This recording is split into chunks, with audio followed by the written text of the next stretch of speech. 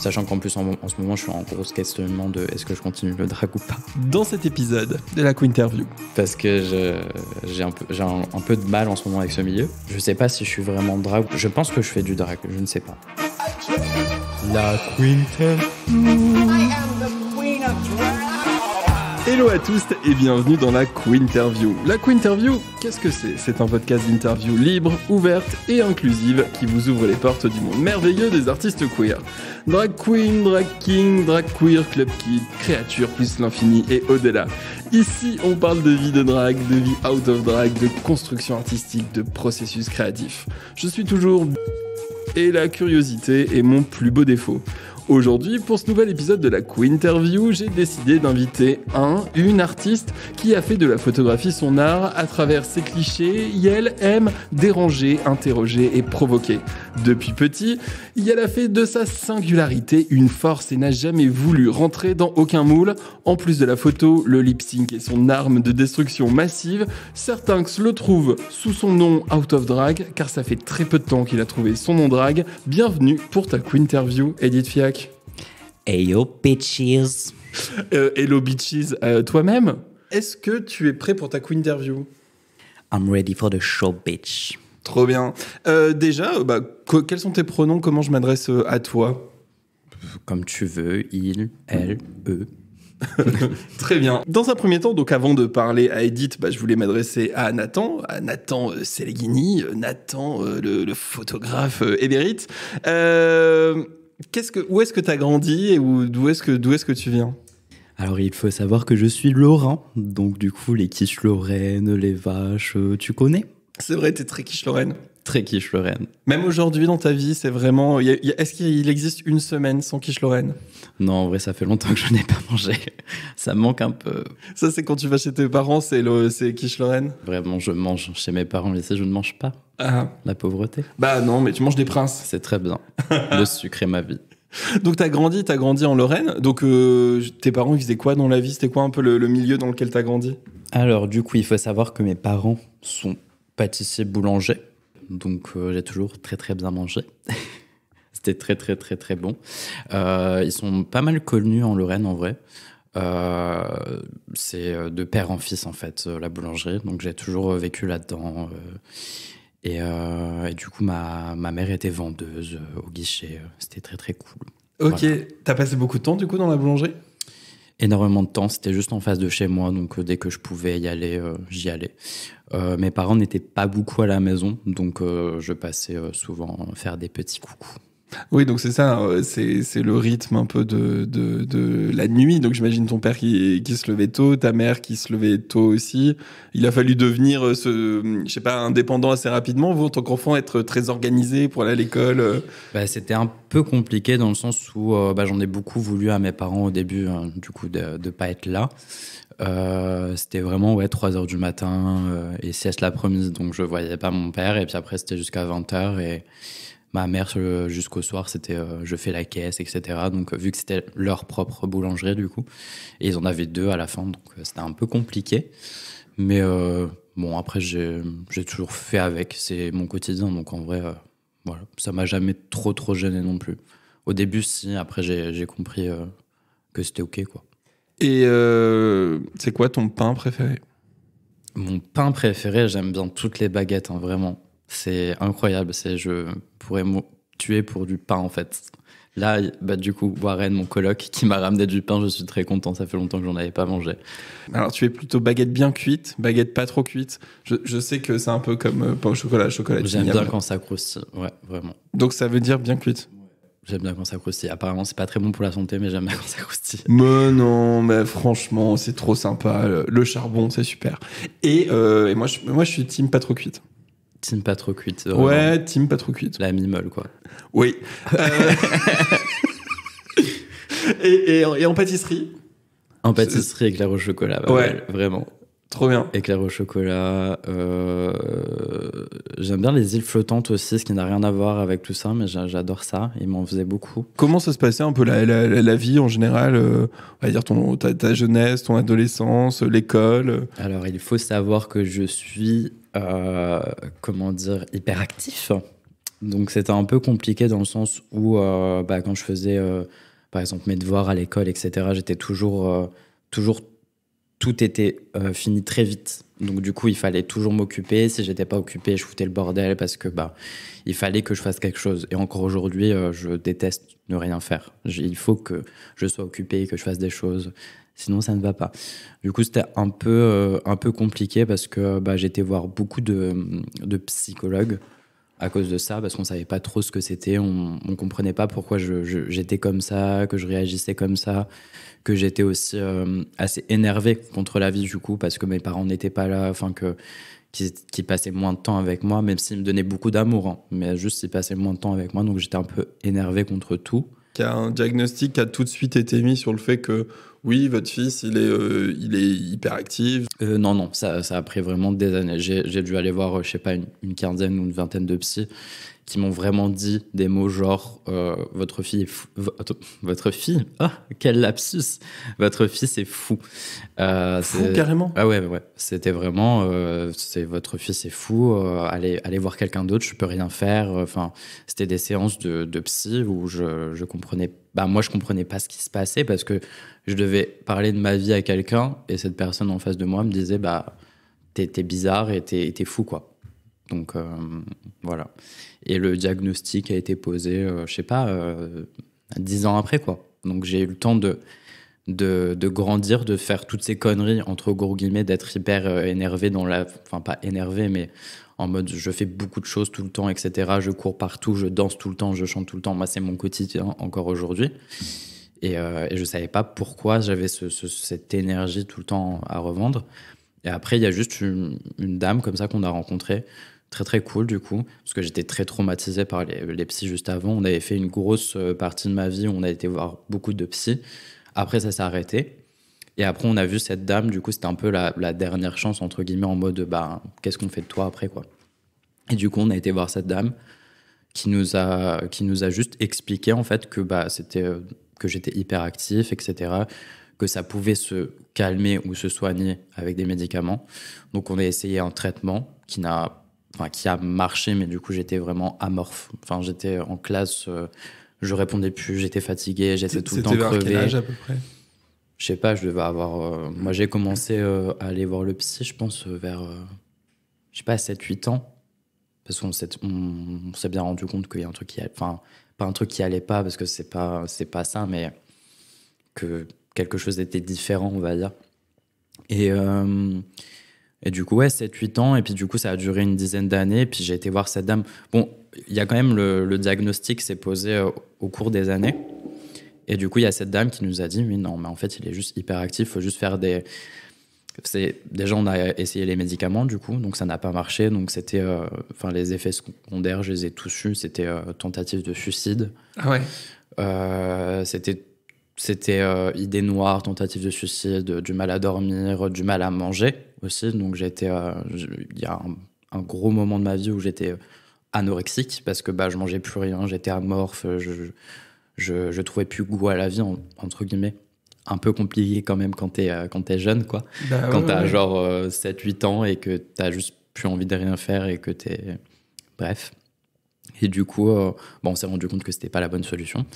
Et du coup, après, on est passé à autre chose. Et après, on a trouvé ce truc de faire des exercices physiques, etc. pour reconnecter le cerveau, entre guillemets. Elle disait, pour que ça me calme, en fait, et que ça me canalise.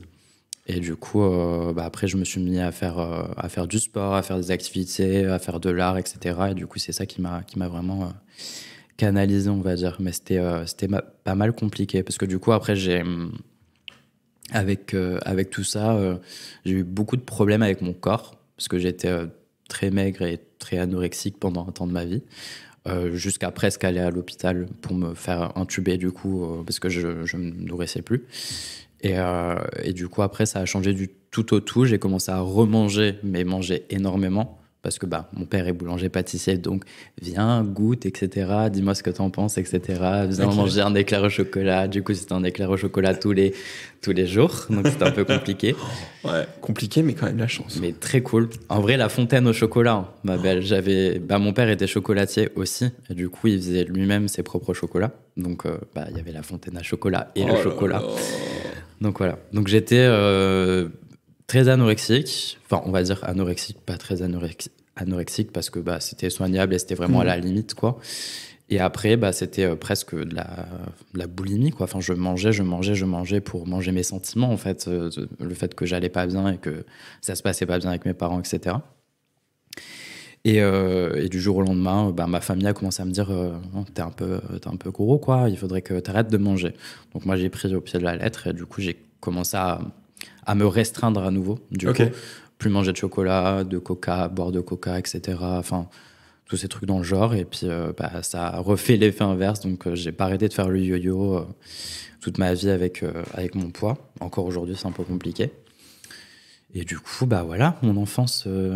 Ok.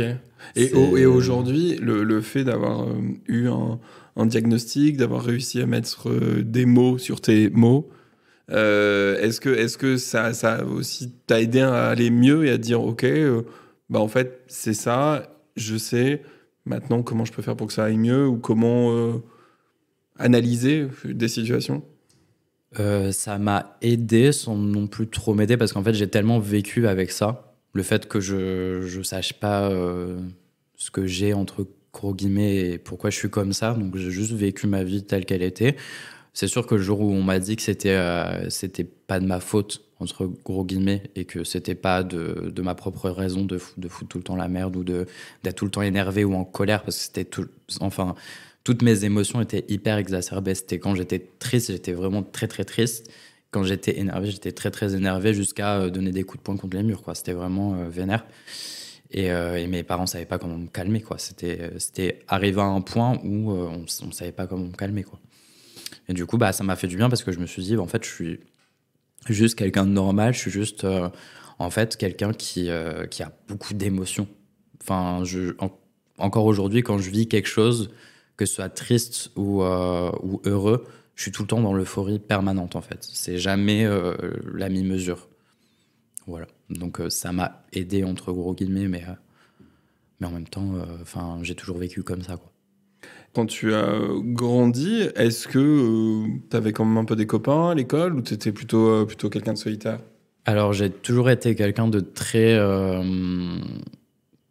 avenant avec les autres. Donc, en vrai, ça s'est toujours bien passé, entre gros guillemets. Je me suis toujours trouvé des copains, des copines. Ça n'a jamais été mon problème en soi. C'est le côté commerçant de tes parents, ça c'est sûr. Sûrement, je pense. Bah là, non, mais c'est vrai, la boulangerie. Non, mais et c'est tout, vrai, oui, c'est vrai qu'il y avait beaucoup de monde, etc. Et j'étais un peu, on va dire, le chouchou de la boulangerie.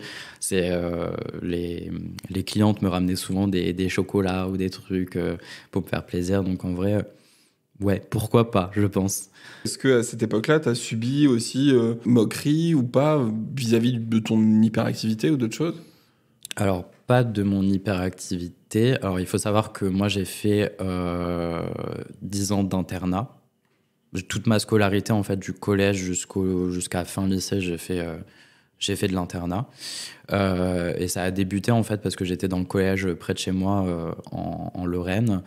Et en fait, ma première année de sixième, je me faisais frapper dessus, clairement. En fait, il y avait une espèce de passerelle sur un pont.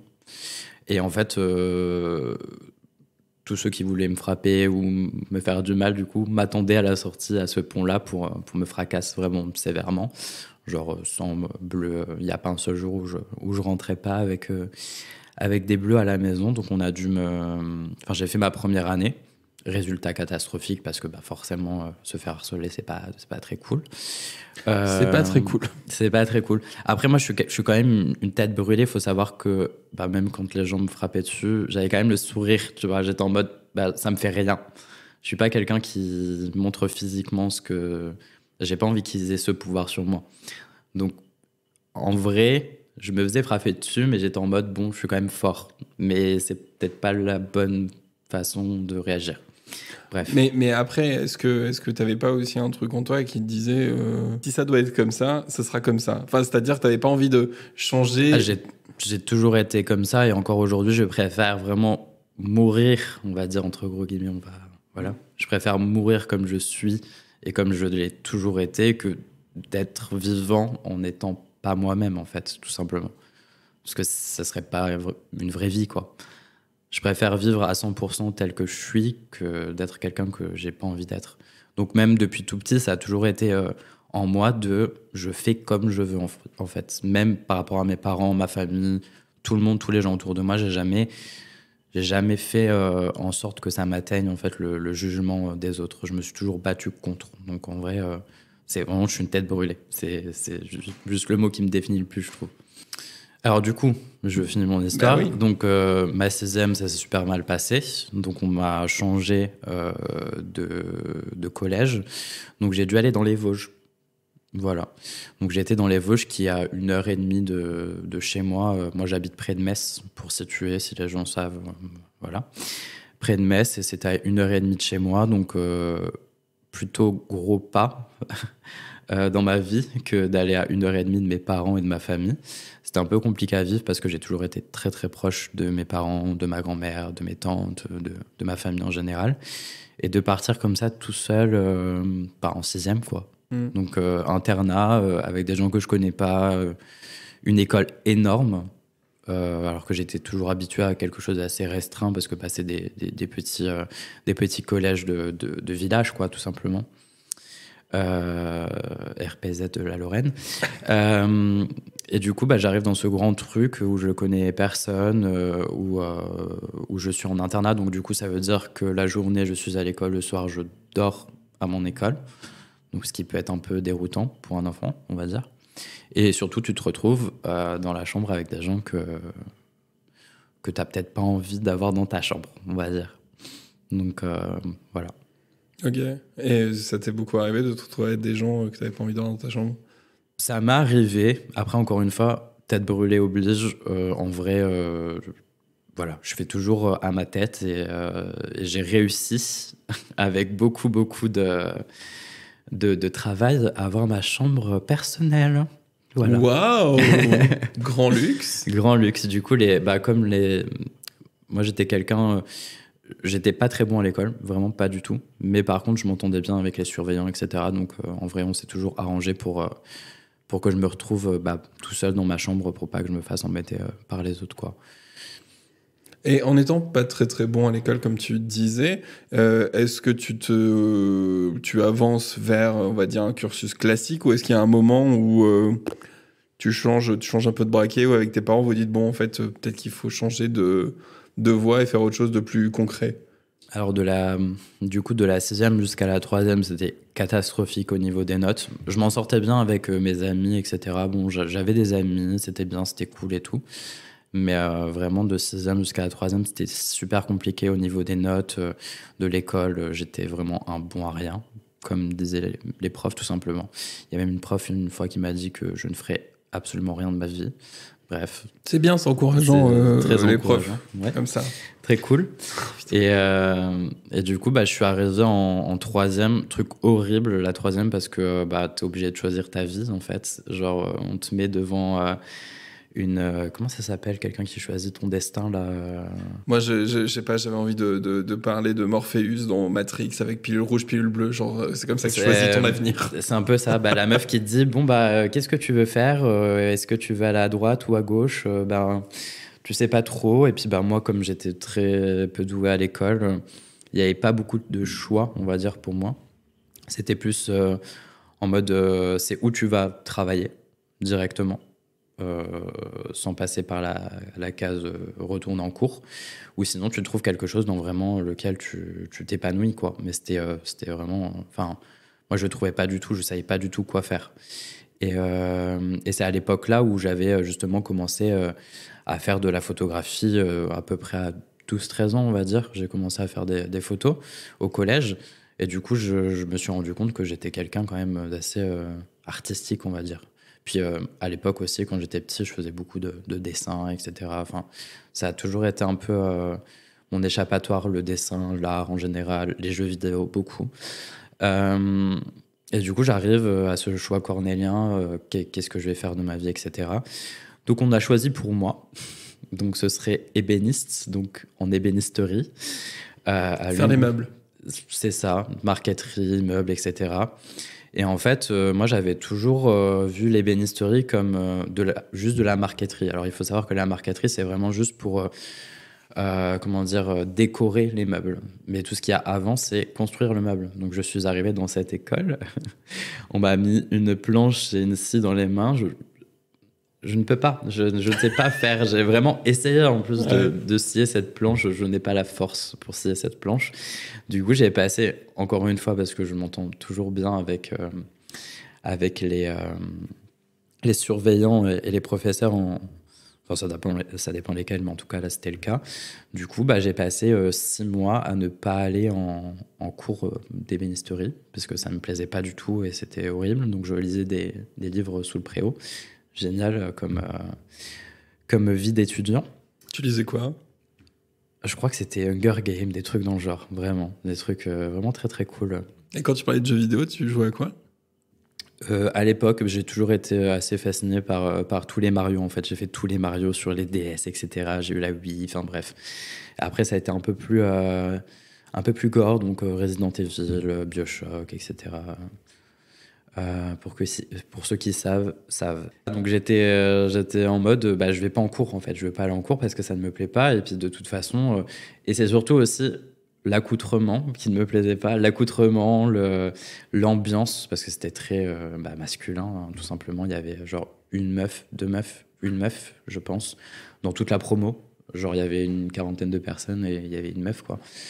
Donc moi me retrouver avec des mecs, c'était pas trop mon trip, surtout que j'étais toujours en internat, donc c'était vraiment très concours de beats dans les chambres, donc c'était génial. Donc je me suis vite cassé de là parce que ma mère en fait m'a pas trop donné le choix, mais en même temps je l'en remercie beaucoup. Elle m'a dit tu vas faire de la couture. Voilà, donc elle a commencé à m'inscrire dans une école de couture. Donc elle a choisi un peu pour toi en se disant... peut-être que ça lui plaira. Vraiment, clairement. Elle m'a pas demandé mon avis, elle m'a dit écoute, là ça va pas du tout. C'est vraiment là, tu refais la même chose qu'au collège, c'est pas possible. Enfin, on peut pas te laisser comme ça, donc c'est où tu vas travailler ou on te met en couture. Donc j'ai jamais cousu de ma vie. J'ai toujours vu ma mère coudre. J'ai jamais cousu de ma vie, j'ai jamais pris un fil et une aiguille dans mes mains, vraiment, jamais. Mais elle a senti que c'était potentiellement un truc pour toi. Je sais pas comment elle a fait vraiment, mais les mamans, c'est un truc de ouf. Hein. Les mamans, ça a toujours raison, une maman, je sais pas pourquoi, mais ça a toujours raison, faut toujours les écouter. Du coup, je me suis dit, pourquoi pas, ça peut être cool. Donc je suis arrivé dans un lycée plutôt cool, très loin de chez moi encore une fois, parce que j'accumule, j'ai vraiment passé, 10 ou 12 ans en internat. J'ai jamais fait une école à côté de chez moi. Du coup, c'était encore plus dans les Vosges profondes, vraiment encore plus de vaches, encore plus de champs. Et du coup, j'arrive dans cette école très très cool, où je rencontre plein de gens incroyables, parce que je suis enfin avec des gens qui ont les mêmes attraits pour moi que j'avais à l'époque, donc tout ce qui est la mode, j'aimais bien m'habiller bien, j'aimais bien regarder un petit peu des défilés, etc. Donc j'avais déjà ce goût-là, même si la couture, c'était pas du tout fait pour moi. Je dessinais déjà des vêtements, mais en même temps, Oui, tu ne voyais pas forcément les faire ou... Non, ça m'intéressait pas plus que ça, et j'y avais même jamais pensé, en fait, tout simplement. Et du coup, j'arrive dans cette école où vraiment, c'est la délivrance totale. J'arrive dans un endroit où je suis avec vraiment des gens qui me comprennent et qui ne me jugent pas pour ce que je suis. Parce qu'il faut savoir que toutes ces années de collège, de lycée, etc., moi, j'étais vraiment la seule personne qui se maquillait. Oui, on va y venir. On va y venir. J'étais la seule personne qui se maquillait, j'étais la seule personne qui s'habillait un peu bizarrement, donc avec, par exemple, mon premier look ever, un peu féminin, on va dire, c'était un leggings... un leggings Galaxy léopard avec des Doc Martens et un pull Lion Galaxy. Incroyable. Voilà, donc ça c'était au collège du coup. Et c'est vrai que j'ai toujours été comme ça en fait. Ça s'est jamais posé comme question de justement voilà, il n'y avait pas de genre dans les vêtements, il y avait pas. Je me suis toujours habillé comme je voulais. Mes parents n'étaient pas très contents de ça, clairement, mais je me suis toujours habillé comme je voulais. Et du coup, j'arrive dans ce lycée où je peux vraiment être moi-même, me maquiller et m'habiller comme je veux et tout va bien. Et surtout avec les résultats scolaires qui augmentent. Parce qu'il faut savoir que quand on fait quelque chose qui nous plaît vraiment, ben on passe de 8 de moyenne à, je sais pas, 16, 17. J'étais le meilleur de la classe, donc c'était plutôt cool. Trop bien. Ouais. Bah, ça doit être bien aussi de se sentir à un moment pas nul dans un truc. Ben c'est sûr que de passer des années avec des profs qui te disent mais de toute façon tu n'y arriveras jamais, mais on comprend pas pourquoi tu comprends pas, on fait tout ce que tu peux on fait tout ce qu'on peut pour t'aider, mais en fait ça ne marche jamais. Enfin, et c'est ça, j'avais toujours l'impression d'être le problème, alors que c'est pas moi le problème, mais c'est plutôt tout ce qu'il y a autour. Par exemple, vraiment au niveau orthographe, je peux pas, mais c'est parce que je suis dysorthographique et enfin, il y a plein de trucs comme ça qui font que, en fait, c'est hors de mes capacités. Alors, bien sûr, je peux évoluer et aujourd'hui, je pratique justement pour pallier à tout ça. Mais c'est pas en disant à quelqu'un que t'es une grosse merde et que tu n'y arriveras jamais que la personne y arrivera. C'est en l'encourageant, quoi qu'il arrive. Et du coup, je suis arrivé dans ce lycée-là où justement, les professeurs étaient en mode nous pousser vers l'avenir, quoi, pas nous rabaisser, tout simplement. Est-ce que tu peux me parler du dilemme Lady Gaga ou appareil photo? Alors du coup, il faut savoir que je faisais déjà de la photo avec l'appareil de mon père. Donc c'était souvent des autoportraits. C'était vraiment l'ère Facebook. C'est Facebook, il n'y avait pas encore Instagram.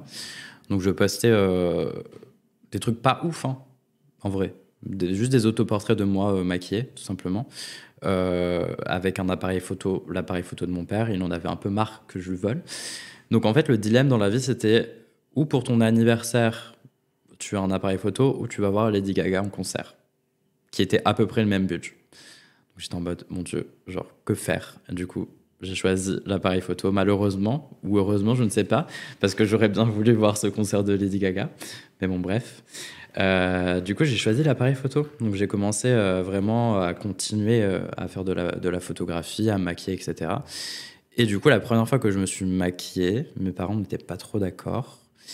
Et en fait, ils voulaient pas m'acheter de maquillage du tout. Et ma mère, c'est pas une personne qui se maquille beaucoup, donc j'avais pas de maquillage autour de moi. Et du coup, j'ai commencé à me maquiller avec de la peinture. Voilà, donc de la peinture à l'huile. Donc le truc qui ne s'enlève pas. Donc, Donc on peut le dire, une mauvaise idée? Une très mauvaise idée, du coup. De l'acrylique, du coup. Très mauvaise idée. Très mauvaise idée, parce que le premier maquillage que je me souviens avoir fait un peu what the fuck, on va dire, c'était un teint vert en acrylique. Voilà. Ça met combien de temps à partir un teint vert en acrylique sur le visage? Je sais plus, mais j'ai un trauma en moi qui se souvient de moi en train de frotter mon visage et que ça ne partait pas. Voilà. Pierre Ponce? Pierre Ponce. Mon père m'a conseillé Pierre Ponce, c'est vrai. Il faut savoir que j'ai toujours vraiment été comme ça. C'est vraiment, je fais les choses de mon côté sans le dire à mes parents. Et après, j'arrive en mode, aidez-moi. Donc, ils ont commencé, du coup, à m'acheter du maquillage.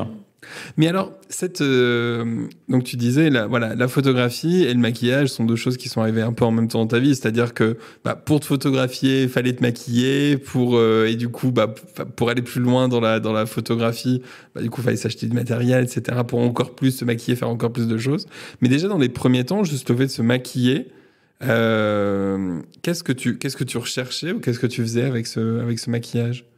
Alors, je me souviens que la personne qui m'a vraiment initié au maquillage, on va dire, ou la première fois que j'ai vu un homme se maquiller, c'était mon premier copain. Voilà, tout simplement, qui était plus âgé que moi. Je crois qu'il avait 17 et moi, je devais avoir 13, un truc dans le genre. Du coup, c'était mon premier copain et je me souviens qu'il mettait du fond de teint, juste du fond de teint comme ça pour corriger un petit peu les imperfections. Moi, ça m'a jamais intéressé de corriger mes imperfections, enfin elles sont là et c'est tout. Quand j'ai eu un petit peu d'acné, voilà, du fond de teint et c'est tout, on n'en parle plus. Mais sinon, c'est pas quelque chose qui m'intéressait vraiment, mais je me suis dit, en fait, un mec, ça peut se maquiller, ok, trop cool. Allons-y. Et du coup, j'ai commencé justement à faire ça avec, je sais pas, de la craie, de l'aquarelle, de la gouache. Enfin, j'ai fait plein de tests et d'expériences parce que mes parents ne voulaient pas m'acheter de make-up. qui sont conclués par des échecs, du coup, qui sont encore en photo sur mon ordinateur. Il faut savoir que. Mais du coup, voilà. Donc j'ai commencé le make-up comme ça, et puis après, mes parents ont commencé à un peu m'acheter du make-up, pas non plus un truc de ouf, juste pour que je survive. Mais il y avait ce côté très arty, du coup. C'est-à-dire qu'il y avait vraiment... Ouais. De toute façon, dans mes photos, comme dans mon art, comme dans n'importe quoi, j'ai toujours fait avec rien. Rien du tout. C'est toutes les photos que je fais aujourd'hui, je le fais avec la lumière de la fenêtre. Voilà. Donc j'ai pas besoin de flash, j'ai pas besoin de lumière d'intérieur, voilà. J'ai toujours fait avec rien du tout, avec un appareil photo et c'est tout. Pareil pour le maquillage. Moi je me souviens que j'ai commencé à faire j'en sais rien, mes fards à paupières avec du rouge à lèvres liquide. Enfin. Voilà, j'ai toujours été en mode, bon, j'ai pas ce que je veux, donc j'essaye de faire avec ce que j'ai. Tu te débrouilles, enfin, tu crafty, quoi. Crafty de ouf. C'est vraiment, ça a toujours été comme ça. Je me souviens de moi, vraiment, mon premier appareil photo, c'était un appareil photo, en fait, il fallait le mettre sur pied, appuyer sur le bouton, faire la mise au point, et je courais, en fait, pour me prendre en photo. Voilà, ça, c'était mon quotidien pendant, je sais pas, 5 ans. Du coup, j'appuie sur le bouton, je vais prendre ma pause. C'est flou, on recommence. C'est pas flou, c'est cool. Voilà. Et c'était quoi alors ce tout premier appareil photo, ton tien à toi? C'était un Nikon très très lourd. Il était horrible parce que vraiment dès que tu le prenais dans les bras, c'était ouais, très lourd, pas très pratique. Voilà. Et quand tu fais de plus en plus de photos, qu'est-ce qui te plaît, qu'est-ce qui t'active et qu'est-ce que je sais pas, qu'est-ce que tu trouves là-dedans qui t'excite au quotidien? Je pense que c'est vraiment créer de nouvelles choses. J'ai jamais été très intéressé par le résultat final, on va dire. Je m'en suis rendu compte après de ça. Mais je pense que c'est vraiment la création en elle-même qui est intéressante et pas le résultat final. Et l'aboutissement de la chose, c'est vraiment chercher de nouvelles techniques, toujours être dans la recherche en fait permanente de nouvelles choses. Moi, au début, c'était vraiment des mises en scène très très simples. C'était pas très compliqué à faire. Et plus j'avançais, il faut savoir que j'ai toujours été autodidacte, du coup. Donc j'ai toujours fait tout moi-même, tout ce qui est Photoshop, tout ce qui est appareil photo. Moi, pendant 5 ou 6 ans, je savais pas du tout régler mon appareil photo. Il était vraiment sur manuel. Automatique, du coup. Et après, j'ai commencé à faire du manuel. Donc c'est vraiment, j'ai fait avec ce que j'avais, comme je pouvais, et c'est comme ça que ça a évolué en fait. Et vraiment Photoshop, moi j'ai fait ça avec des tutos YouTube. J'ai jamais pris de cours de Photoshop ni de photographie en général. Et voilà, je sais plus c'est quoi. C'était quoi la question? Ma question c'était qu'est-ce qui te plaît dans la photo? Qu'est-ce que t'aimes? Ce qui me plaisait vraiment, c'était justement de se surpasser soi-même, d'être toujours en fait. Moi, j'ai toujours été comme ça. Je suis en train de faire la photo, je pense déjà à la photo d'après. Moi, les projets précédents ne m'intéressent guère. Enfin, c'est du passé. Donc, vraiment, j'essaye de level up à chaque fois et de rechercher de nouvelles techniques en photographie. J'ai fait du noir et blanc, j'ai fait de la couleur, j'ai fait des portraits, j'ai vraiment fait énormément de choses. Je me suis scanné la gueule sur le scanner de mon père. Enfin, j'ai fait vraiment plein de choses. Et c'est ça qui m'intéressait, qui m'animait, c'était vraiment de trouver de nouveaux personnages, parce qu'en vrai, au début, c'était vraiment des personnages que je créais avec un univers tout autour. Et ça me faisait juste plaisir, en fait, de bosser sur quelque chose qui était hors couture, hors cours. Vraiment ma passion personnelle où je suis tout seul, avec ma musique. Je crée mon personnage dans le miroir avec du make-up. Et après, je fais la mise en scène. Et après, je passe des heures en retouche parce que j'adore retoucher des photos. Et en gros, si je comprends bien, c'est que la photo finale encadrée vient juste attester de tout un processus créatif que tu as eu et que tu as fait avant. C'est-à-dire qu'en gros, la photo, c'est le point final, mais elle vient juste raconter tout ce que toi, tu as eu comme idée de couleurs, de mise en scène, de matière, etc. Ouais, c'est ça, c'est clairement ça. C'est vraiment pas le point final qui est important, c'est vraiment le processus derrière tout ça. Et faut savoir que moi, depuis que je fais de la photographie, et pendant 3 ou 4 ans, même voire 5 ans, je faisais presque des photos tous les jours. Parce que vraiment, c'était quelque chose en moi, j'avais vraiment besoin d'exprimer quelque chose, de ma rage, ma colère, ma tristesse, d'être dans ce monde tellement pourri, mon Dieu. Mais j'avais vraiment besoin de faire tout ça pour mon personnel, pour mon psychique, parce que c'était beaucoup, en fait, mettre toutes mes névroses, toutes mes pensées noires, tout ce pourquoi j'étais pas heureux d'être dans ce monde, dans des photos, en fait, justement. C'était emprisonner ça, c'est faire des... Comment expliquer ça? C'est vraiment prendre en photo la réalité et la tordre comme j'ai envie qu'elle soit. Qu'est-ce qu'ils ont pensé, tes parents, de tout ça, de toi et de la photo?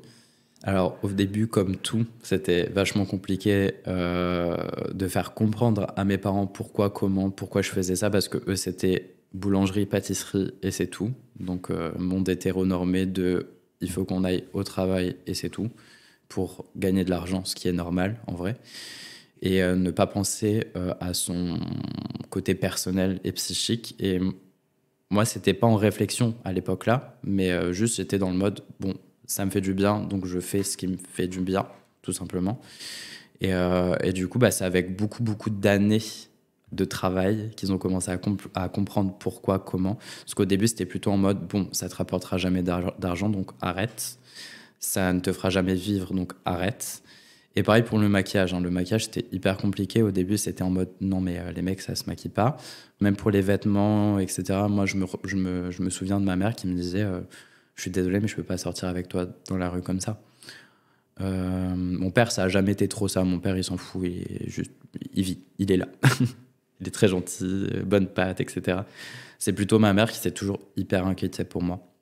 Et du coup, qui m'a toujours dit... fais attention à ce que tu fais, fais attention à ce que les gens vont penser de toi, etc. Donc ça, c'était vraiment très dans il faut faire attention à ce que les gens pensent autour de nous, parce qu'elle-même est comme ça. C'est quand on va chez elle, il faut que tout soit propre. Si c'est pas propre, personne ne rentre chez nous. Ça a toujours été comme ça. Et du coup, en fait, c'est un travail permanent vers l'acceptation, tout simplement. Et je pense que c'est bien de faire ça avec ses parents. Il faut les comprendre aussi, et il faut se dire que ils n'ont pas vécu dans la même époque que nous, tout simplement, et qu'ils ont aussi le droit d'apprendre et de faire des conneries, parce qu'encore aujourd'hui, elle me sort des trucs, je suis en mode, maman, s'il te plaît, genre, j'ai parlé de ça avec toi pendant des heures, est-ce que tu pourrais faire un effort? Mais bon, c'est compliqué. C'est un fardeau, c'est sûr, mais si on ne le fait pas, personne ne le fait, et c'est comme ça que les gens changent, en fait, tout simplement. Et c'est comme ça que les gens comprennent. Et aujourd'hui, c'est très, je suis venu sur Paris, je fais ma vie, et puis ils sont très contents que ça me rapporte de l'argent, que je puisse vivre de ça, et puis ils sont fiers de moi, mais ça a mis des années, quoi. C'était vraiment, Nathan, je vais pas te suivre dehors, parce qu'en fait, les gens te regardent bizarrement, et moi, ça me va pas. Donc, parce que oui, tu parlais de tes tenues un peu exubérantes, on va dire colorées, festives, voilà, ta manière de t'habiller. Mais c'est vrai que le maquillage pour toi, c'est un maquillage quotidien, et c'est pas un maquillage, on va dire, de jour, boy look, machin, où je me suis fait un peu les poches, un peu le teint. Non, c'est un maquillage qui est coloré, il y a du liner, il y a plein de choses, quoi. Ouais, c'est vraiment mon quotidien. En fait, mon maquillage quotidien pourrait être le maquillage drague de quelqu'un, clairement. Mais voilà, donc c'est un peu compliqué de sortir avec moi pour mes parents. Aujourd'hui, ça va beaucoup mieux, hein, tout va bien. Mais c'est juste c'est vraiment apprendre aux gens, tout simplement. Donc toi, ton rituel, entre guillemets, pour sortir de chez toi, c'est tout de suite se maquiller, etc. C'est look et make-up. C'est vraiment... moi, c'est des choses comme ça qui... C'est ta routine, c'est ta morning routine. C'est vraiment ma routine. J'aime juste foncièrement me préparer. J'aime bien ça. Je prends pas énormément de temps. Je prends 30 minutes pour me make-upper et puis je cherche une tenue. Mais ça me fait plaisir, et je prends du plaisir à me maquiller et à faire tous les jours des nouveaux personnages, encore une fois. Parce qu'il faut savoir que dans la vie, tout le monde joue un rôle. Donc toi, si tu as envie de mettre un hoodie et une casquette rose... ça dit un peu tout le temps mon look. Voilà, c'est ça. Donc, ça dit quelque chose de toi. Si moi, j'ai envie de sortir complètement en masque, en mode vas-y, je fais boy aujourd'hui, parce que ça m'arrive aussi de vouloir faire... performer à la masculinité à travers tes vêtements. C'est ça, parce que j'en ai envie et que c'est mon mood du moment, parce que vraiment ça aussi entre l'un et l'autre, c'est catastrophique. Mais du coup, j'aime bien en fait ce truc de jouer des personnages tous les jours, d'être dans des peaux différentes et d'être jamais la même personne, d'avoir jamais la même couleur de cheveux, de passer du jour au lendemain aux cheveux longs à tête rasée, ce qui m'est arrivé il n'y a pas si longtemps que ça. Les gens ne comprennent pas autour de moi et me trouvent fou, mais en fait c'est ma réalité et il faut juste se dire que je fais de mal à personne, donc en vrai tout va bien. C'est ça, j'aime juste évoluer. Je suis un Pokémon en fait. Dans tes photos, ce que tu essayes de raconter ou de photographier de manière générale, c'est quoi ? Alors en gros, j'ai pas trop de style prédéfini, je peux vraiment photographier n'importe quoi. C'est vraiment un truc que je me suis posé quand j'ai commencé la photographie, c'est... Moi j'en ai vraiment ras-le-bol des gens sur Instagram ou en général dans la vie qui sont dans leur univers et qui n'essayent pas d'autre chose. Parce que je trouve que justement c'est ça qui est hyper intéressant, c'est d'aller dans des univers différents, essayer de nouvelles choses, se dépasser soi-même tout simplement, même si on n'aime pas, on essaye et après on revient en arrière, il n'y a pas de souci. Mais du coup, j'aime bien en fait photographier. J'aime bien photographier ce que les gens n'aiment pas, genre par exemple tout simplement les pieds. Les pieds, les gens n'aiment pas les pieds. Je ne sais pas pourquoi les gens n'aiment pas les pieds. C'est comme ça fait partie de votre corps, il faut le savoir. Donc, je ne comprends pas. Il y a des gens qui ont des fétiches avec les pieds. Moi, j'ai fait beaucoup de photographies tout simplement avec des fétiches parce que j'ai l'impression que le fétiche dans la vie, ça fait peur aux gens. Alors qu'on a tous des kinks, en fait, dans la vie. On a tous des trucs où on aime, j'en sais rien, être étranglé, être attaché, suspendu, la tête en arrière, parce qu'il y a ma photo juste derrière. Ah oui, je me disais pourquoi il me montre. Est-ce qu'il me montre quelque chose ? Oui, une petite croix de Saint-André. C'est ça. Ouais. Et du coup, j'aime bien représenter le kink des gens et justement prouver que c'est tout à fait OK et que c'est pas des gens... Enfin, vraiment, les gens que j'ai pris en photo qui sont juste derrière toi, en fait, ils ont un appartement, ils font du BDSM dans la vie de tous les jours et ils ont plein d'accessoires comme ça et ils kiffent leur vie. Et c'est leur quotidien, en fait, qui n'est pas forcément le mien. Mais j'aime bien justement prendre en photo le quotidien des gens et l'amour, les différentes formes d'amour qu'ont les gens en fait les uns avec les autres. Ça c'est mon père, mais bon. Ouais. Mais oui, non, là la photo de ton père qui est au-dessus de ta cuisine. Alors comment on pourrait l'écrire ? Le haut, une sorte de costard, manteau avec pas chemise à jabot, mais ça doit être une lavalière ou quelque chose comme ça. Et le bas, c'est complètement autre chose. C'est mes jambes, du coup, c'est un photomontage du buste de mon père et de mes jambes à moi. Et du coup, je suis en barésie et en talons et mon père est en costume. Voilà, mais tout ça ne forme qu'une seule personne. C'est ça. Cette photo est vraiment très marrante parce qu'en fait, les proportions sont vraiment absurdes. Les jambes sont absurdes, la perspective est incroyable, c'est très très marrant. Mais c'est vrai que t'es assez connu pour ça et moi je conseille aux gens d'aller au musée. Quand je dis musée, c'est aller sur le compte @Nathan Seleghini, c'est-à-dire que aller regarder, il y a vraiment des photos à l'infini et il y a de tout. Il y a vraiment de tout. C'est coloré, c'est parfois un peu étrange, un peu bizarre, mais il y a vraiment il y a de la peinture parce que je pense que tu rends aussi hommage à certaines époques de ta vie qui dégoulinent sur des personnes. T'as fait des photos de saut à deux muscles, il y a des photos, très jolies photos aussi de ta grand-mère. Enfin, vraiment, vous pouvez aller vous balader sur son compte comme au musée. Vous pouvez passer une bonne partie de la journée. C'est gentil. Non, mais c'est vrai. Et c'est vrai que j'aime bien vraiment aller dans des univers différents et essayer de nouvelles choses et montrer aux gens des choses qu'ils ne sont pas habitués à voir et justement les sublimer pour que J'aime bien quand les gens ont un peu peur de mes photos, mais qu'ils aiment bien quand même les regarder. C'est ça, en fait, le truc qui est réussi, c'est justement, t'es en mode, mais what the fuck, qu'est-ce qui se passe ? Et en fait, non, mais ça m'intéresse, je vais regarder un peu plus loin. Et j'aime bien ça, justement.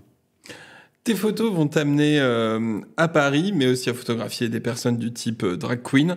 Mais ça, on y revient juste après les questions de Mia.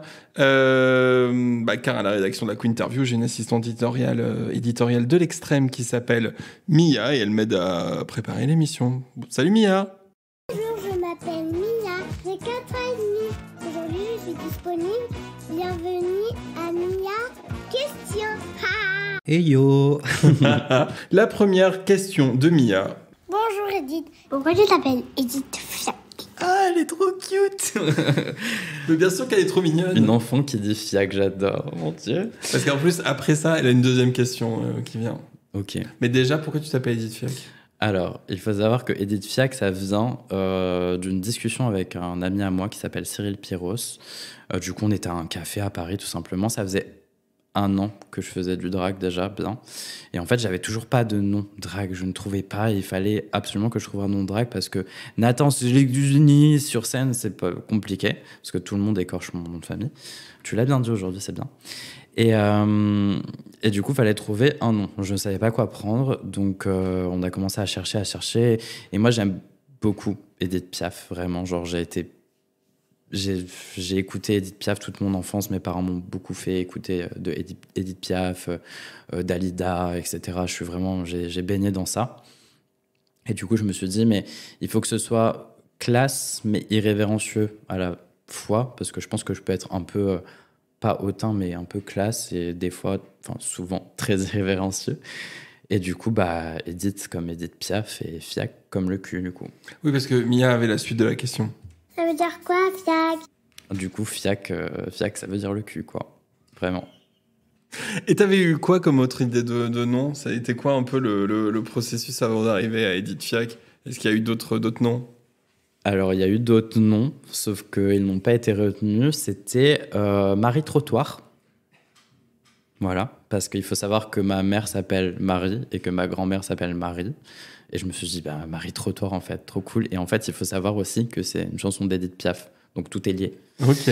Donc, Marie Trottoir, mais après, on m'a dit, bon, tu peux pas t'approprier, la sexualité de quelqu'un, donc les travailleuses du sexe. Donc, je me suis dit, bon, ok, on fait autre chose. Mais c'est un bon nom, trottoir, je trouve. C'est un nom cool, je trouve. Ouais. House of Trottoir, genre. Bah ouais, clairement, où il est jamais trottoir, tu vois. Ah non, tu peux en faire plein des jeux de mots avec trottoir. Hein. C'est vrai. Mais je préfère... Mieux vaut trottoir que jamais. C'était nul à chier. Tu te seras appelé Marie Trottoir, tu en aurais eu plein. Je pense, ouais, en vrai. Mais Edith Fiac, il y en a plein aussi, en vrai. Bah oui. Ouais. Mais j'aime bien House of Fiac. Vraiment. House of Fiac, c'est très sympa. C'est bien. J'en ferai peut-être jamais, mais j'aime bien.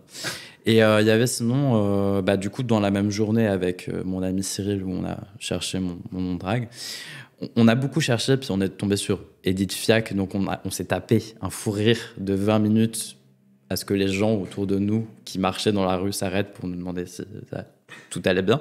Donc je me suis dit que c'était le bon nom. Et juste avant, du coup, il y avait Edith Fiacre.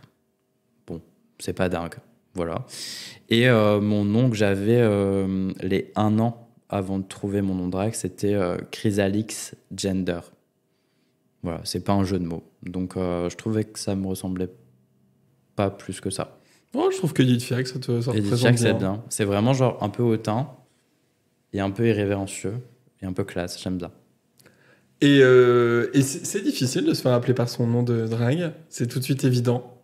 C'est super compliqué, je trouve. Encore aujourd'hui, j'ai vraiment du mal à ce que les gens ils m'appellent parce que je réponds pas, tout simplement. On m'appelle Edith, et puis je suis en mode, c'est pas moi c'est Nathan, du coup. Donc c'est un peu compliqué de rentrer dans ce monde-là où tout le monde s'appelle par son nom drag. Il y a même des gens, je suis désolé, je vais vexer des gens, que je connais pas leur prénom, tout simplement, parce que je les ai toujours appelés par leur nom drag. Et je pense que dans quelques années, ça va être pareil pour moi. Parce que vraiment tout le monde m'appelle Edith et je réponds pas souvent parce que je me souviens plus que je m'appelle Edith Fiac, du coup. Voilà.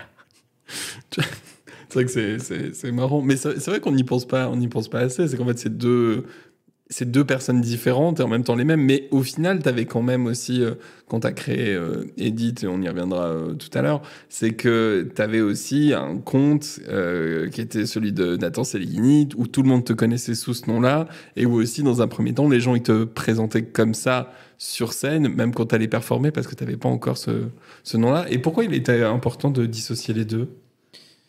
Au début j'ai commencé du coup à faire des performances en tant que Nathan Seleghini. Mais après, je me suis dit que c'était compliqué déjà de porter sur scène parce que les gens l'écorchent, c'est trop long. Et puis tout simplement, c'est en dehors de ce que je fais dans la photographie, j'ai commencé à poster un petit peu des reels sur Instagram avec mes performances, etc. Mais les gens, ils comprenaient pas trop ce qui se passait parce qu'il y avait genre quelqu'un qui faisait de la photographie, en plus qui faisait du drag, donc c'était pas très clair. Et même pour moi, c'était pas très clair parce que j'étais en mode je fais de la photo et en plus je vais sur scène et enfin je fais tout en fait. Je connais l'envers du décor et en même temps je le photographie. Donc et du coup, j'ai dû dissocier les deux et c'était hyper compliqué de trouver un nom parce que je trouvais rien qui me convenait, tout simplement. Je trouvais pas des choses assez catchy, qui passent bien, qui soient assez... et du coup, on a trouvé ce nom-là, mais encore aujourd'hui, ouais, c'est compliqué quand on m'appelle... Enfin, c'est pas compliqué, je le comprends et je le sais, mais juste je réponds pas parce que j'ai l'impression que c'est pas moi, en fait, tout simplement. Après, ça fait pas si longtemps que ça fait genre 6 mois. Donc en vrai, tout à apprendre. Une nouvelle question de Mia. Combien de robes as-tu? Combien de perruques as-tu? J'ai pas beaucoup de robes et de perruques en vrai. Je suis pas. Pourtant, on pourrait croire. Hein. J'ai pas. Parce que moi, je t'ai vu à ta soirée, la Masca Drag, où tu fais à chaque fois l'introduction de l'artiste qui vient. Donc, c'est une soirée où il y avait 10, 11 artistes et tout. Et en fait, à chaque annonce des annonces d'artistes, il y avait soit une perruque différente, soit une robe différente. Alors, moi, j'ai trouvé que c'était à mourir de rire. Mais vraiment, mais juste, en fait, le fait de dire « Bonjour, tiens, allez, récupère tes trucs, merci, le suivant, c'est machin. » Et en fait, à chaque fois, on se disait « Tiens, avec quoi est-ce qu'elle va arriver cette fois-ci ?» Et du coup, je trouvais ça très sympa. Donc, d'où la question de Mia. T'as combien de robes et t'as combien de perruques? Les robes de quinceañera, là, je te jure, des 15 ans mexicains, là, où t'es là, tu fais cette robe, elle est faite pour aller à personne. Et toi... La perruque mal coiffée ou pas coiffée, jamais coiffée de sa vie, plus cette robe de quinceañera, c'est incroyable. Ça te va hyper bien. Il faut savoir que je suis un peu punk, donc c'est vrai que j'ai un peu du mal avec les perruques hyper bien coiffées, hyper bien gelées. Ça ne tient pas parce que je suis trop énergique sur scène, tout simplement.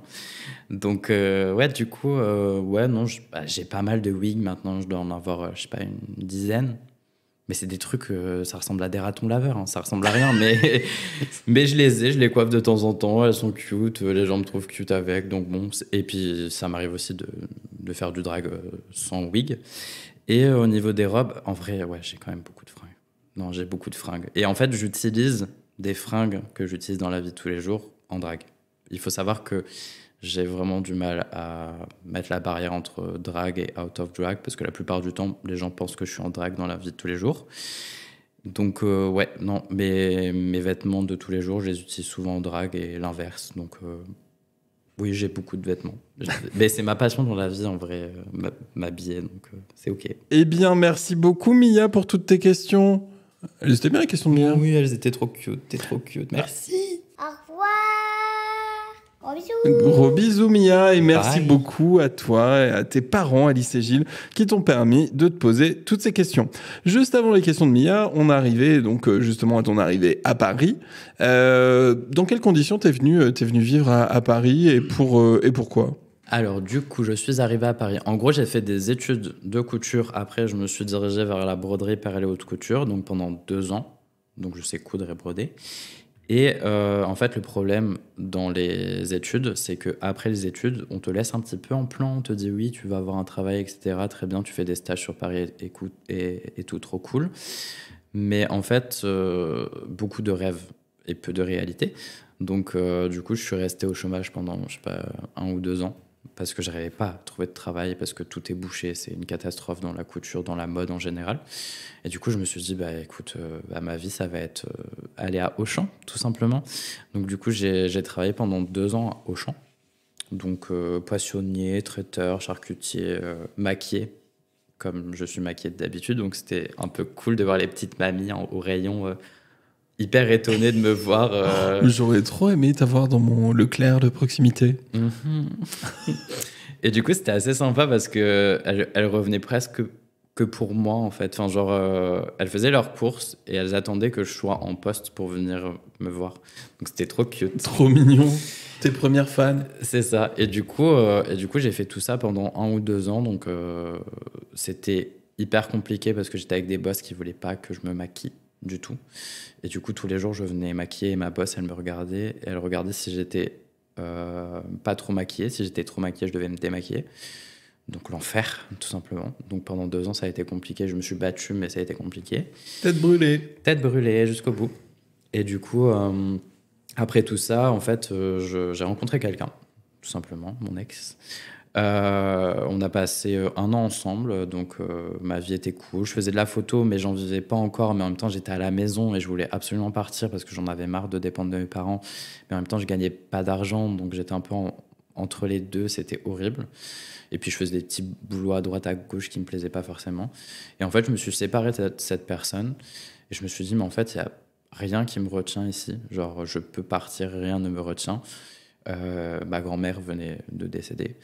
Donc, c'était la seule personne qui me retenait vraiment parce que, comme elle était très vieille, je voulais vraiment être là jusqu'au bout avec elle et l'accompagner parce que c'était important pour moi d'être là. J'aime trop ma grand-mère et il fallait que je passe du temps avec elle, j'en avais besoin. Et elle aussi.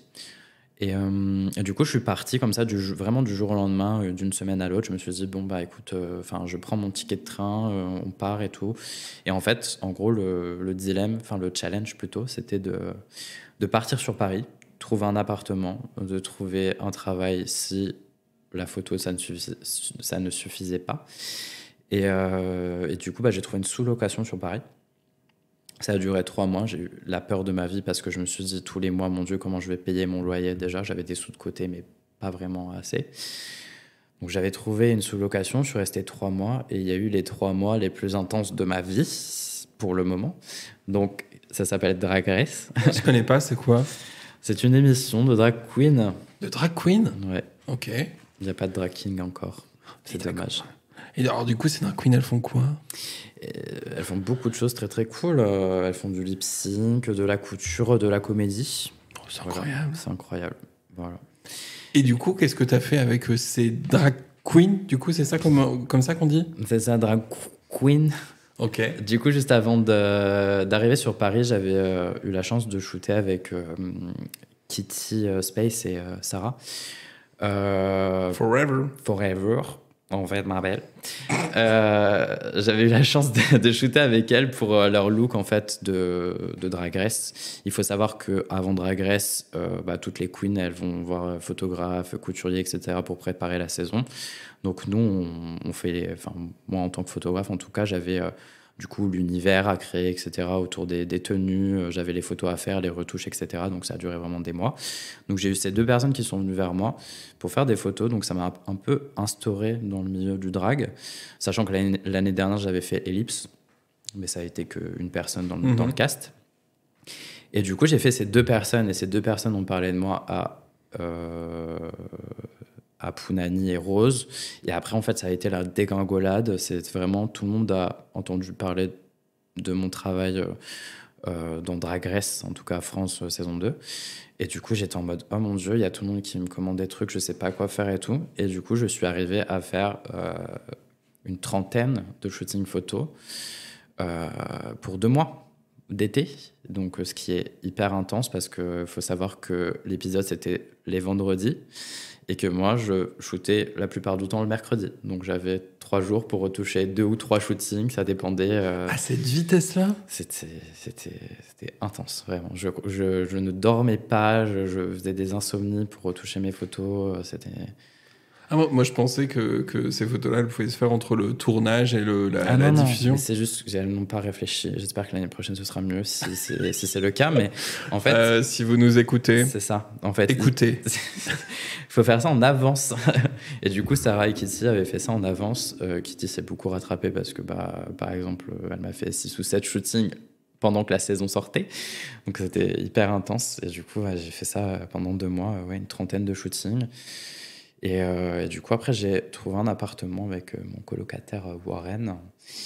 Et maintenant, ça fait 6 mois que je suis sur Paris, que je fais de la photographie pour des pubs, pour des drags, etc. Et puis que je fais du drag à côté.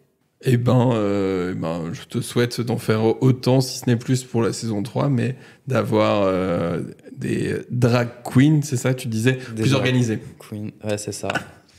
Et du coup, on va parler de toi. Quel est ton rapport au drag? On va dire ton histoire avec le drag. Quand est-ce que tu as découvert ça? J'ai été voir mon premier spectacle transformiste. Bon, j'en avais déjà vu à la télé en vrai, mais que j'ai vu en vrai, c'était le Rebecca Show, donc en Lorraine.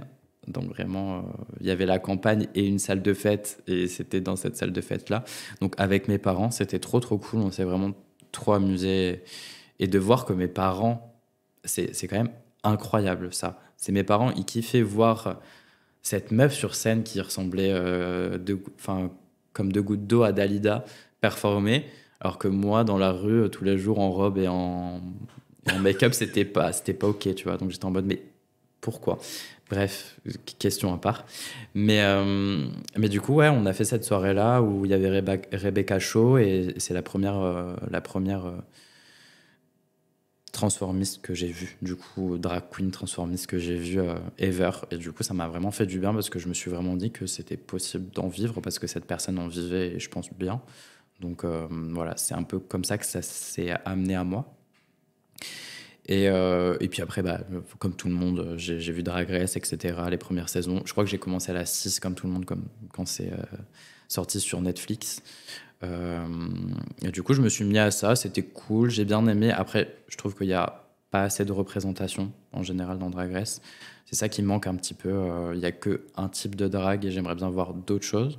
Mais ça m'a amené vers ça. Et j'étais en mode, c'est vachement... C'est-à-dire, est-ce que tu arrives à mettre des mots dessus sur quel type de drag il te manque dans Drag Race? Bah, je pense que j'aimerais voir déjà plus de queens racisées, plus de queens grosses, des drag kings. J'aimerais bien voir des monstres, des créatures, plus de personnes transgenres. Enfin, avoir plus de diversité en général, parce qu'en fait, je pense que Drag Race, je vais un peu être shady, mais Drag Race, c'est 1% du drag. Enfin, vraiment, si vous voulez voir du drag, bah, venez voir du drag en vrai, parce que Drag Race, c'est 1% du drag, c'est...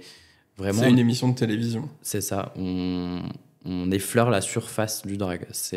Mais c'est une belle intro. Enfin, c'est une intro au drag. En vrai, moi, ma mère a regardé Drag Race et tout, etc. On a suivi ensemble parce que comme je faisais les photos, du coup, je lui ai dit, ah, regarde et tout, machin. Hein. Alors déjà, elle avait rien compris parce qu'elle pensait que j'étais dedans. Donc, tu ne comprends rien, maman. Et alors toi, pour citer Tounamès, à quel moment tu t'es inscrite au drag? Alors j'ai commencé du coup il y a un an et demi même maintenant. Et en fait, bah, je suis photographe, donc je faisais une exposition photo. Et j'ai fait beaucoup d'expos et tout machin. Et un jour, en fait, j'étais à une soirée exposition entre gros guillemets à Metz qui s'appelle... le bar s'appelle Les Frigos. Donc c'est un grand truc en extérieur avec un chapiteau de cirque. Et en fait, il y avait souvent des scènes ouvertes, etc. Nanana. Donc moi, ça m'intéressait pas trop parce que j'étais hyper crispé sur le fait d'être sur scène, tout simplement. Ça me cringeait de ouf. J'aime beaucoup performer. Il faut savoir que j'ai passé des heures et des heures à faire des lip-sync devant mon miroir et à me prendre en vidéo avant que TikTok apparaisse.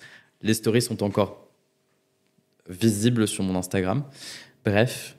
et du coup, ça faisait des années, et je pense que en vrai, je suis né, j'étais déjà drague, j'ai toujours dansé, j'ai toujours chanté, j'allais de la cuisine au salon pour ramener les assiettes en dansant et en chantant, et ça a toujours été comme ça avec mes parents. Et du coup, bah, y a eu cette soirée-là, et ils m'ont dit, ah, mais pourquoi t'essayerais pas et tout, etc. J'étais en mode, c'est hyper stressant, non, c'est pas pour moi, et j'aime pas être devant des gens et tout. Et en fait, j'ai fait cette soirée quand même, on m'a un peu forcé. Et j'ai fait cette soirée, ça a duré, je crois qu'il y avait un mois entre l'annonce que j'allais participer à cette soirée et la soirée. C'était les 1 mois les plus intenses de ma vie parce que j'étais en mode, mon Dieu, ça va arriver, mon Dieu. Et du coup, je suis arrivé le jour J. J'étais stressé comme jaja, je tremblais, je sueur, j'étais pas bien. Et j'avais pas encore mon apparence drague, j'étais vraiment très femme, très... basique entre guillemets, comme je me maquillais tous les jours en fait, c'était moi mais juste avec un corset, donc voilà. Et du coup j'ai été sur scène, j'étais tremblante, sueur, malade en fait, de stress. J'ai fait ma perf, je me suis libérée comme jamais, je crois que j'ai jamais été comme ça, cette adrénaline de scène. J'ai fait des trucs que je pensais pas être capable de faire sur scène tout simplement, et je suis sortie de là, mais j'étais je me suis posé, j'étais tout en sueur, c'était horrible. Et tout le monde m'a dit, oh, on c'est trop cool, on n'a jamais vu une drague qui venait de commencer à faire ça, machin, c'est trop cool, c'est trop bien et tout. J'étais en mode, ouah, genre j'ai fait un truc de ouf et tout, j'ai vu les vidéos, j'étais hyper fier de moi. Et du coup, ça a commencé comme ça, et après, ça s'est tout de suite enchaîné. J'ai refait un mois après une scène au même endroit, et puis après, c'est parti comme ça, quoi. Donc, tu as vite pris goût, quoi. Malheureusement. Malheureusement, pourquoi? Non, heureusement, c'est cool. Je me sens bien sur scène. Je crois que je me sens. Il y a peu de moments il y a peu de moments auxquels je me sens aussi bien que sur scène. Tout à l'heure, tu disais que tu as trouvé au fur et à mesure ton make-up, ton look et ta manière de t'identifier. Un, à quoi ça ressemble. Deux, comment t'as réussi à trouver ce style très particulier de make-up. Clairement, on t'a vu, on te reconnaît tout le temps. Alors, j'ai commencé... En fait, ça a commencé quand j'ai commencé le drag. Sur scène, j'allais avec mes make-up de tous les jours. Donc, vraiment comme si je me maquillais dans la rue, j'allais sur scène. Et ça me gênait un peu parce que j'avais pas trop de distinction entre moi et moi. Parce qu'en fait, bref, Edith et moi, quoi. Moi et moi. Et du coup, je me suis dit qu'il faut que je trouve quelque chose qui soit un peu plus... qui m'aille sur scène et avec la lumière, etc. Quelque chose d'assez... Et j'ai toujours été hyper intéressé par les clowns. J'ai très peur des clowns, mais le visuel du clown, j'aime beaucoup. Et du coup, je me suis dit, on va chercher. J'ai cherché pendant 1 an, je ne trouvais pas. J'étais vraiment désespéré. Quand j'ai trouvé mon nom de drague, j'étais désespéré. Et du coup, je suis arrivé sur Paris, donc à la même période où j'ai commencé les shootings pour Drag Race, etc. Et j'ai fait, en fait, ma première scène... c'était concours scène au marché drag. Ouais, scène ouverte organisée par Ghost Electra. C'est ça. Et du coup, j'ai fait ce concours avec un make-up vraiment moi tous les jours, encore une fois. Et après ça, je me suis dit, mais attends, mais il faut que je cherche quelque chose, etc. Et j'ai commencé à me maquiller presque tous les soirs pour chercher un make-up et tout, etc. Et je me suis dit, j'aime beaucoup les trucs un peu colorés, mais vraiment très colorés. Donc j'ai commencé à mettre des fards un petit peu roses, et j'aime beaucoup le fard à joues très intense quand je fais ça quotidiennement. Donc je me suis dit, bon, je vais le faire sur le front et tout. En fait, il faut savoir que mon make-up, c'est David Bowie, Marilyn Manson, Boy George. C'est un gros mélange à clown, Nina Hagen, punk. C'est vraiment un gros mélange de plein de références. Et du coup, j'ai commencé à faire ce dégradé en fait sur mon front. Et je me suis dit, bon, c'est cool et tout machin. Donc j'ai fait le liner et tout machin. J'aimais bien faire des liners assez symétriques à l'époque en boy. Du coup, j'ai testé sur mon make-up. Et je me suis dit, bon, ça va pas, il y a un truc qui manque et tout. C'est beau, mais c'est pas moi. Et du coup, j'ai fait cette grosse barre de blanc hyper intense. Et voilà, en fait, ça s'est fait un peu... succinctement, on va dire, et en 1 mois, j'ai trouvé mon drag, enfin mon make-up drag en fait. Et ce tribal, tu l'as trouvé comment? Ce tribal je sais pas d'où ça vient. En fait, ça a commencé à la poissonnerie, du coup. Ah ouais? En fait, j'ai commencé déjà à faire des formes comme ça de make-up quand je travaillais à la poissonnerie, parce que j'aimais bien changer de make-up tous les jours. En fait, tous les jours, pour faire chier mes boss parce qu'ils voulaient pas que je me maquille. Tête brûlée. Tête brûlée jusqu'au bout, ma belle.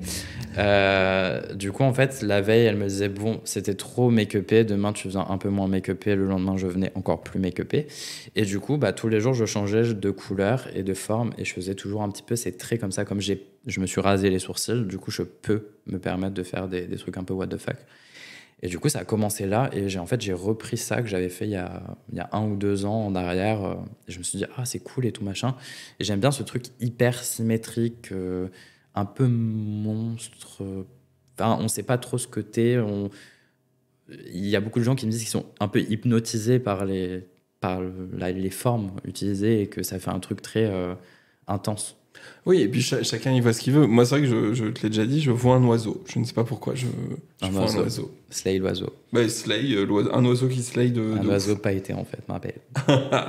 Et tu disais qu'il y a un truc qui est assez difficile pour toi, c'est réussir à diviser ces 2 identités qui sont toi. Est-ce que tu arrives à mettre des mots dessus? C'est super compliqué parce que j'ai l'impression en fait que c'est toujours la même personne. Il y a mon coloc, du coup, Warren, qui m'a dit la dernière fois, ah, mais t'es très différent en drague de Out of Drag. Et je lui ai dit, mais non, c'est pas vrai. Enfin, genre, vraiment, l'attitude... En fait, je joue pas de personnage quand je suis en drague. Je suis vraiment moi-même.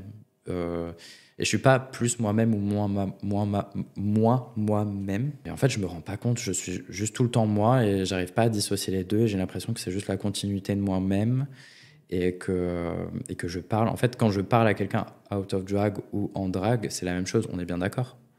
Comment? On est bien d'accord? Bah, je pense que... Alors, t'as envie que je dise oui? Bah, j'en sais rien. Dis-moi ce que t'en penses. Parce que moi, je dirais que t'as une énergie différente. On voit que c'est la même personne, mais t'as un côté beaucoup plus frénétique et euphorique en drague. Il y a un côté genre vraiment tout a l'air hyper intense dans ce que tu vis et dans ta manière de discuter avec les gens. Plus que là maintenant, mais c'est deux contextes complètement différents, donc c'est pas. Mais je m'en rends même pas compte. Mais en fait. c'est vrai qu'en drague, t'as un truc et tout. Et alors, pour avoir aussi discuté avec toi quand tu te mets out of drag, et ben c'est marrant, t'as l'impression que ce truc redescend en même temps que tu t'enlèves le make-up. Ok. Mais une fois de plus, c'est mon ressenti, mais ça ne veut rien dire. Mais justement, j'essaie d'avoir un peu de retour sur ça. Mais après, quand je te pose cette question-là, c'est que c'est pas bien ou mal. Non, il y a des gens qui le font. Ouais, c'est pas si. Moi, je vis très bien avec. Mais c'est vrai que t'en parles beaucoup. C'est vrai que ce truc-là, parce que t'en as certains qui, pour eux, oui, c'est vraiment un prolongement de leur personnalité, c'est la même personne, c'est machin. Mais toi, j'ai l'impression que ça te questionne un peu, tu vois. T'en as parlé tout du monde. C'est juste, ça me questionne même pas. C'est juste les gens qui me posent la question. Du coup, ça me fait me questionner. En fait, toute ma vie, on m'a posé plein de questions comme ça sur mon genre, mon attitude, sur mon machin, sur mon truc. Et en fait, c'est les questions des gens qui m'ont fait me questionner. Sauf que de base, je me pose pas de questions, enfin, je vis juste ma vie. Et en fait, c'est ce truc je voyais beaucoup d'interviews et tout, où les gens disaient, d'ailleurs le podcast, où les gens disent, c'est pas du tout la même personne, etc. Alors que moi, ça m'arrive souvent que les gens me rencontrent dans la rue out of drag et qui me disent, mais tu vas où? Rien, je fais ma vie. Mais du coup, pourquoi t'es... parce que... D'ailleurs, la première fois que je t'ai rencontré, je t'ai dit, dis donc, tu t'es apprêté pour notre rencontre. Non, c'est mon quotidien. Ça, je l'ai fait en 10 minutes, hop. Et c'est vrai que ça... Ouais. En fait, aujourd'hui, j'ai failli me maquiller, tu vois, alors que je sors pas de chez moi. Mais je me suis dit, bon non, c'est un peu la flemme. Et t'as bien raison. Tu parlais de tes parents qui t'ont quand même... t'as un rapport quand même très proche avec ta famille. Le drag, est-ce qu'ils te suivent aussi dans ces aventures-là? À ma grande surprise, en fait, je crois que c'est plus moi qui ai eu du mal avec le fait que mes parents adhèrent à ça. Parce que j'étais en mode, c'est encore un truc qu'ils vont détester profondément. Pas forcément détester, mais en mode, pas accepter tout de suite et que ça va être encore une épreuve de plus. Et en fait, c'est ma mère qui me demande tout le temps des vidéos, des photos, etc. de mes performances. Ils sont déjà venus me voir performer au frigo pour mes premières performances. Et du coup, moi, je suis un peu en mode... C'est un peu mon cocon à moi. Je suis à Paris et je fais mes trucs. Et ça me fait un peu stresser en mode... oui, si tu veux, pas de souci. Mais du coup, ma mère me pose souvent la question, pourquoi t'es tout le temps à poil? Et en fait, j'envoie presque des nudes à ma mère parce qu'en fait, sur scène, je suis souvent à poil. Je suis un peu en mode, waouh, c'est un peu intense pour moi de montrer cette facette-là de moi. Même si, en vrai, ma mère m'a toujours aidé pour faire mes essayages, mes costumes, etc. Parce que comme je suis couturier, je fais des fois des costumes.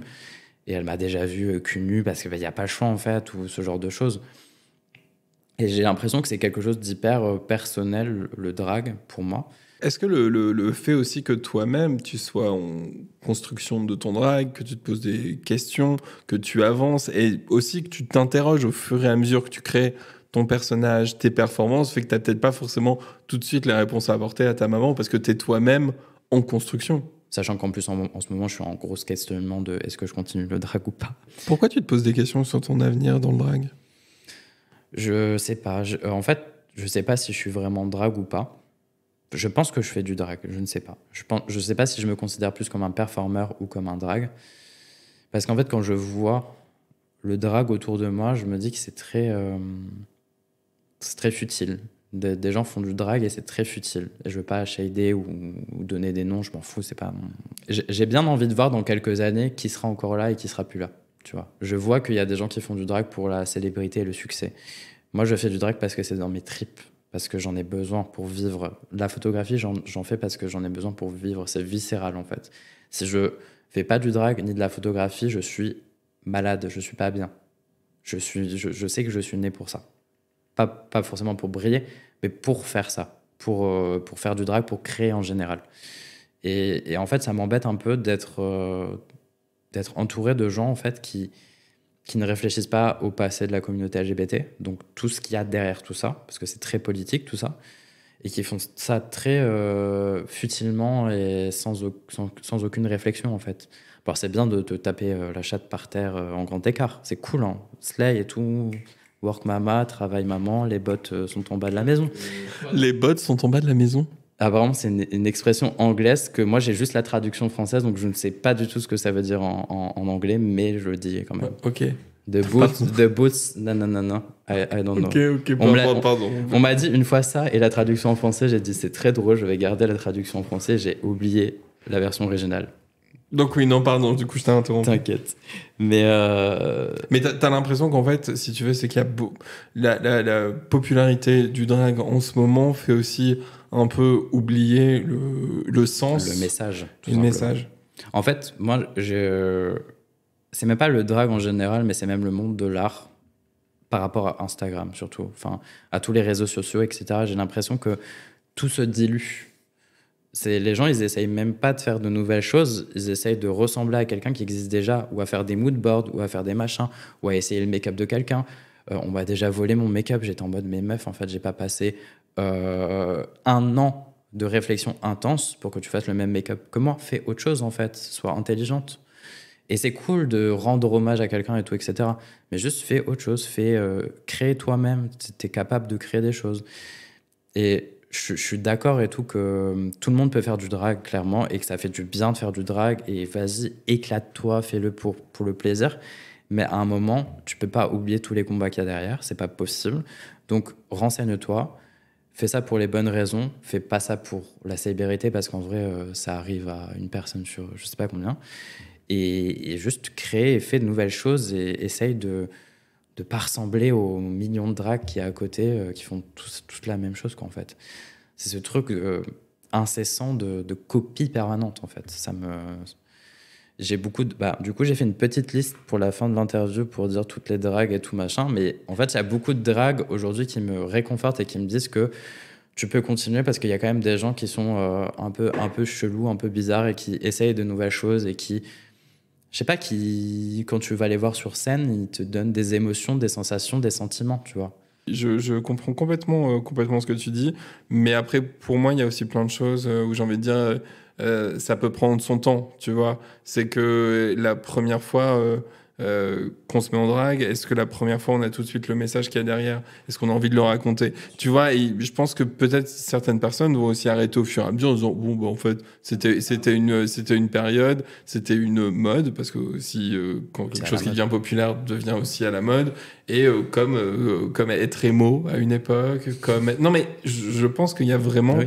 Il y a vraiment aussi un peu de ça là-dessous. Et après, il y en a d'autres qui sont des artistes, c'est-à-dire il y a des artistes qui viennent raconter des histoires, et peu importe la manière dont ils le racontent, qu'ils soient en king, en créature, de peu importe de quel courant ils se réclament, ils ont quelque chose, un message à délivrer. Et t'en as d'autres, c'est plus l'effet de mode et tout, c'est cool, c'est autre chose. Mais pour moi, il y a encore un univers qui est incroyable à découvrir, à développer. Oui, bien sûr.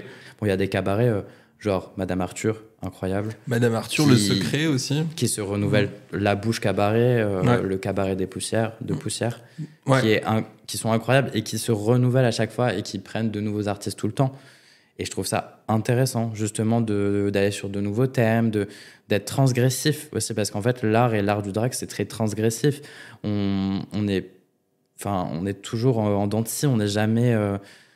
même par exemple, moi je me balade souvent en drague dans le métro, etc. Et je trouve ça important justement que ça ne perde pas le message principal du drag et de l'art en général, de ouvrir les yeux aux gens et être transgressif et brûler les barrières qu'il y a et s'ouvrir en fait au monde et s'ouvrir à tout quoi. C'est juste que si tu choisis de faire du drag, renseigne-toi, il y a une histoire derrière. Très chère Edith, nous arrivons bientôt à la fin de cette émission. Et du coup, c'est le moment des recommandations. Est-ce que tu as des choses à recommander ? Oh là là, mais il y a un petit papier qui a été avec des lignes et tout. Des gens... Ah non, les gens bossent, hein, vraiment. Hein. C'est-à-dire que vraiment, je suis hyper impressionné. Il prend ce concept, hein, il prend. Hein. J'ai écouté Miroslav hier, du coup. Et elle avait fait un papier, j'ai fait un papier du coup. Je me suis dit que c'était plus... C'est bien. J'ai vraiment fait une liste de courses, ma belle. Ah ouais, c'est waouh. Allez, let's go. C'est parti, papier, crayon. Mes petites recommandations. Pour les films, en ce moment, il y a Poor Things, donc Pauvre créature au cinéma, qui est incroyable. C'est un film de ouf avec Emma Stone. Il est dinguissime, genre vraiment. Il y a aussi Everything Everywhere All at Once, qui est oufissime, qui est sorti il y a longtemps, mais il est juste dinguissime aussi. C'est des univers de ouf. Ah ouais, c'est bien barré avec Michel Yeo. Ouais, non, c'est dingo. Enfin ouais. C'est dingue. Everything Everywhere All at Once. Incroyable. Et du coup, je vais faire des recommandations drag surtout parce que j'ai envie que mes copines se fassent booker.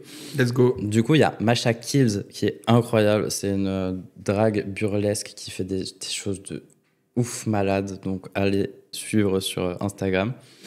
Il y a Mystizy.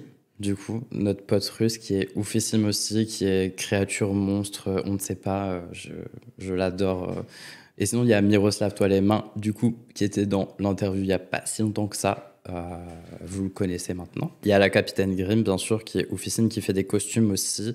Il y a son compte de costumes qui s'appelle Drapeau Blanc, donc s'il y a des drags qui veulent des costumes, allez-y. Il y a Vilaine qui est oufissime, qui a été à la Drag Me Up du coup l'année dernière, qui fait du drag horror, tout ça et tout. Ouais, très flippé, hein. J'ai adoré, mais très très mal au ventre hein, quand même, hein. Mais très super. Mon amour pour elle. Il y a Sato Majo qui vient de débarquer du coup en France, qui est oufissime, qui fait des saltos, des pirouettes, du lip sync de ouf, qui est très drôle, je l'adore. Et il y a Mona Ladol aussi du coup. Incroyable. Mona Ladol qui est une artiste berlinoise qui a débarqué sur Paris, donc vraiment bookez-les tous et toutes, ils sont incroyables, c'est des artistes de ouf. Bah dis donc, c'est des bonnes recommandations. C'est des bonnes recommandations et surtout, je veux pas shader les autres, hein, c'est vraiment les découvertes là. Hein. Les autres sont très très cool aussi. Évidemment, on a parlé de plein de choses, on a parlé de plein de shows, de plein de soirées mensuelles ou bimensuelles et tout. Ça veut pas dire que celles dont on ne parle pas ne sont pas bien, c'est juste les premiers exemples qu'on a trouvés.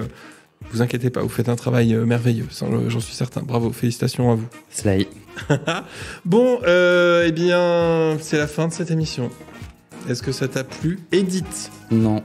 Est-ce que tu recommandes ? Non. Bah voilà.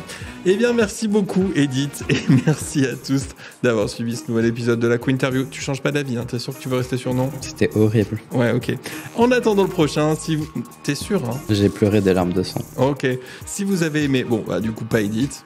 Si vous avez aimé, bah, likez le podcast, abonnez-vous. En gros, faites tout ce que le monde moderne a fait de vous. Et à bientôt pour une prochaine Quinterview. Bye bye. Bye bitches. Bisous.